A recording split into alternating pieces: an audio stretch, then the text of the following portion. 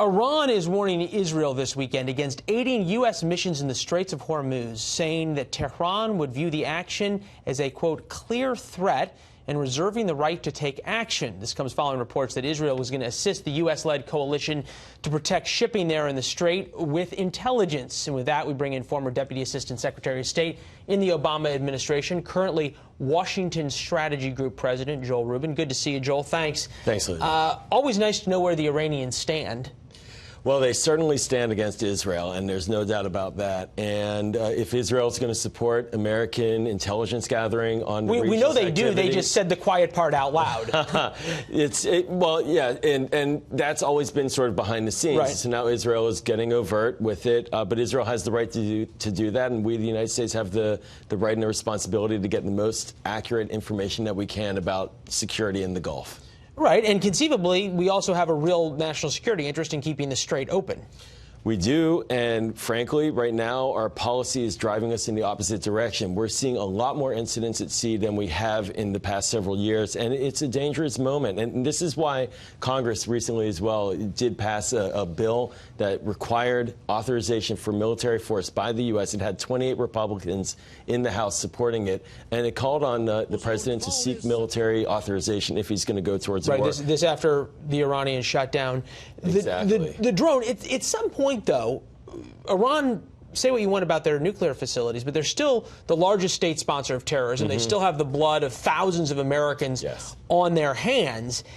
Why is confronting them and trying to cut off their ability to fund Hezbollah and others a bad thing?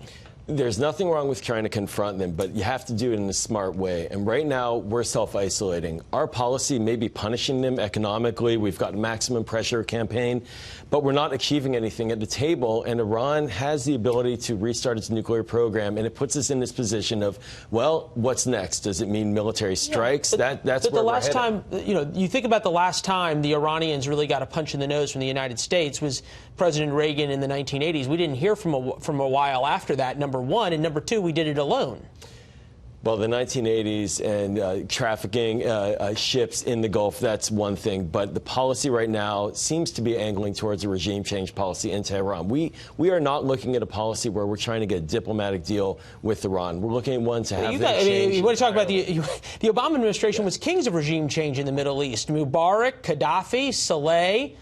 You guys threw them all out. You wanted Assad gone? There definitely were a lot of those activities, but what there wasn't a U.S. invasion force, and there wasn't an American military. There was a huge U.S. military operation in Libya. In Libya, there was, but and in Yemen. To go back into that, that was an operation that was supported by a variety of countries in the Arab world and in the Arab League, and it has turned out disastrous because we pulled out of ensuring that there was solid reconstruction there. Okay, so what you're saying is that the Obama administration's policies didn't work, therefore the Obama administration policy on Iran should be trusted because that was the right one? No. What I'm getting at is regime change overall is dangerous, and it puts you in a bad position. What we're looking at with Iran and the diplomatic deal that we had in the Obama administration was avoiding all of that. So you agree that parts of the Obama administration policy were disastrous, but the Iran deal should stay? Sure. Nobody's omnipotent. I served in the Bush administration, too, and we invaded Iraq, and look where that took us. And so the danger here with Iran right now is that we are heading into a military confrontation with Iran,